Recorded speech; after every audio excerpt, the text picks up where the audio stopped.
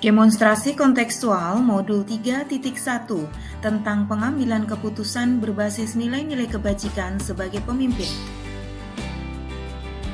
Assalamualaikum warahmatullahi wabarakatuh. Perkenalkan, saya Nur Prasetyaningsih, CGP Angkatan 5 Kota Tangerang. Dalam tugas ini, saya mewawancarai 2 kepala sekolah SMP dalam pengambilan keputusan sebagai pimpinan sekolah. Waalaikumsalam. Ya, silakan Ibu. Mohon izin Pak. Ya Bu, silakan Bu. Ya. Ada yang perlu dibantu, silakan.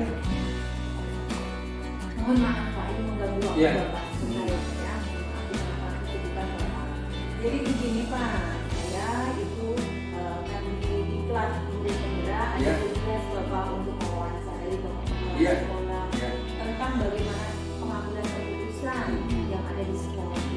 Mohon maaf ya Pak ya. Ya, nggak apa-apa. Baik Pak, pertanyaan yang pertama ya Pak ya, kita mulai. Selama ini bagaimana Bapak dapat mengidentifikasi kasus-kasus yang ada itu sebagai dilema etika atau sebagai rujukan moral? Ya. Jadi yang pertama tentunya kita mengamati dulu. Amati dari kelas ke kelas. Ya. Perkembangannya seperti apa. Kemudian berpikir.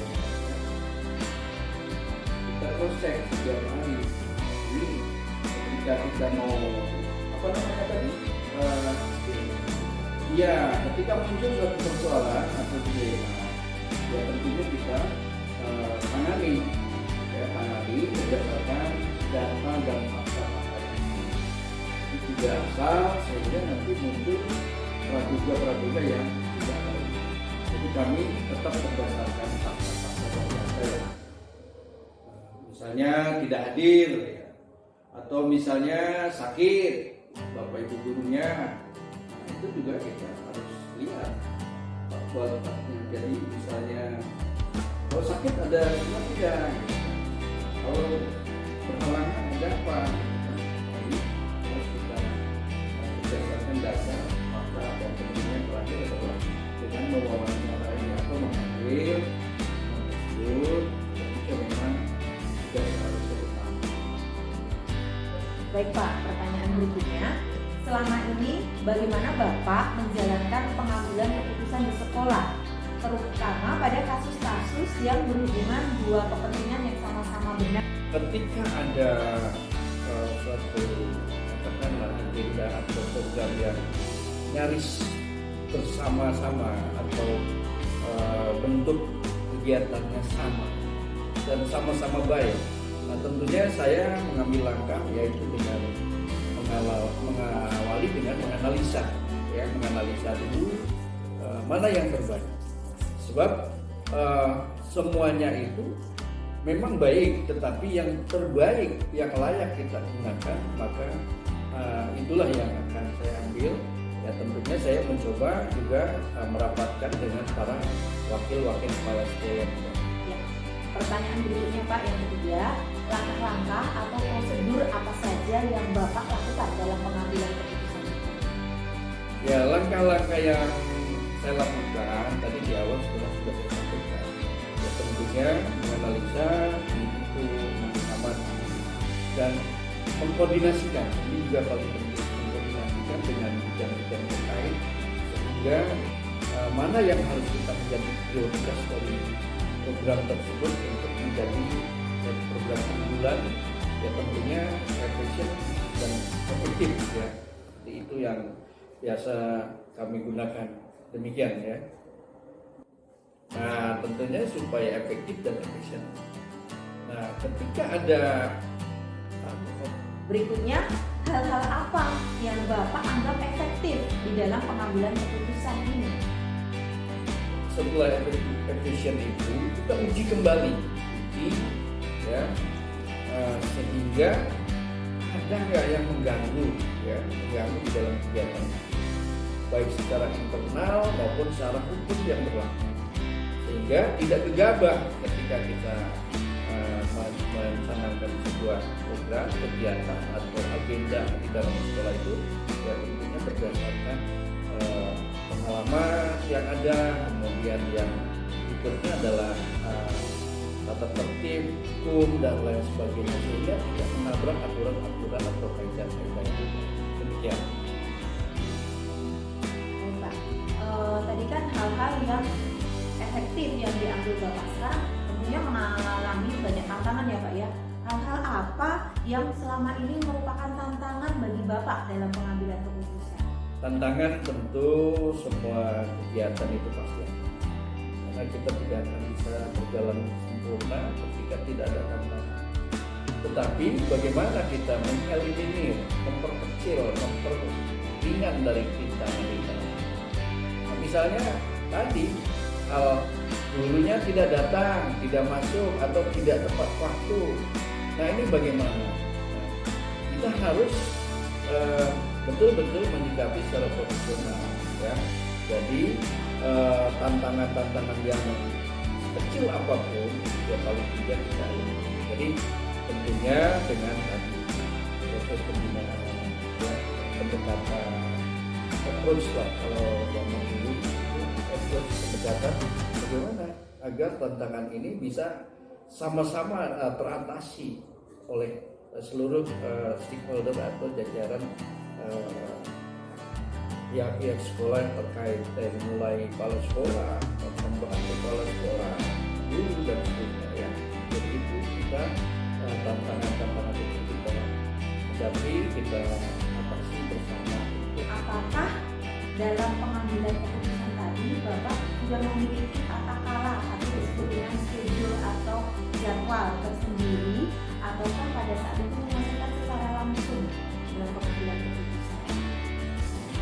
Tentunya terjadwal ya Pak. Jadi terjadwal itu misalnya di dalam kurun waktu 1 bulan ketika pertimbangannya ada persoalan kita panggil, kita atasi gitu kan. Kemudian bulan kedua atau dalam rentang 3 bulan ternyata tidak ada. Nah, setelah dia evaluasi dari tahun yang lalu, maka saya biasa melakukan pembinaan secara rutin kembali. Jadi kembali, yaitu misalnya bulan tahun pelajaran, biasanya di tahun ajaran awal ini yang agak sedikit rawan ini. Misalnya Bapak Ibu gurunya berlibur, yang sebenarnya bukan niat dia berlibur berlama-lama, tetapi dia itu ada terhambat misalnya tiket ya dan lain sebagainya yang mengganggu perjalanan Bapak Ibu guru. Nah, itulah hal-hal yang saya agendakan untuk memanggil. Tapi ketika toh mulus-mulus saja tidak perlu saya adakan pembinaan pemanggilan. Jadi itu yang saya lakukan jadwal. Adakah seseorang atau faktor-faktor yang selama ini bisa mempermudah atau membantu Bapak dalam proses pengambilan keputusan? Faktor-faktor yang bisa mengatasi semua persoalan tentunya diawali dengan kerjasama, sinergi ya, sinergi antara guru, TU ya, tentunya tidak terlupakan juga komite dan para orang tua. Makanya kita terus intens untuk mengawal, kontrol perkembangan anak-anak itu. Kalau saya lakukan biasanya melalui kelas. Baik Pak, jawaban Bapak sudah saya rekam, sudah saya simpan ya Pak ya. Kemudian dari pengambilan keputusan Bapak, itu pembelajaran apa yang Bapak dapat dalam pengambilan keputusan dan refleksinya bagaimana?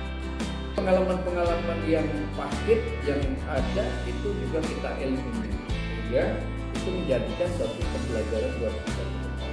Jadi kita evaluasi setiap waktu, kita evaluasi sehingga hal-hal yang bermanfaat, baik yang positif ya, pembelajaran maupun negatif, itu menjadi suatu pembelajaran buat kita semua di dalam pelaksanaan program sekolah kami ya sejak 2023. Bapak terima kasih banyak. Alhamdulillah saya sudah mempunyai jawaban semua dari Bapak tentang bagaimana cara pengambilan keputusan yang dilakukan Bapak. Semoga ini juga menambah ilmu buat saya ya Pak ya. Semoga juga sekolah semakin maju, Bapak selalu sehat, Anda sehat. Amin. Terima kasih. Terima kasih banyak Ya, Pak. sama-sama. Ya, Ya. terima kasih. Silakan. Assalamualaikum. Salam. Wawancara wawancara kedua. Saya melaksanakan wawancara yang kedua dengan Ibu Kepala Sekolah SMP Negeri 2 Sepatan Timur Kabupaten Tangerang, Ibu Siti Halimah MPD. Dalam wawancara kedua ini, saya laksanakannya secara daring.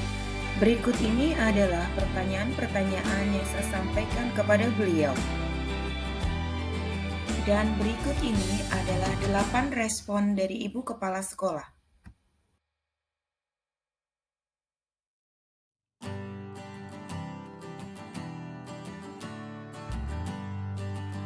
Dari kedua wawancara yang saya lakukan dengan kedua kepala sekolah SMP, analisa saya adalah hal menarik dari kedua wawancara ini bagi saya adalah kehati-hatian kedua kepala sekolah tersebut dalam pengambilan keputusan.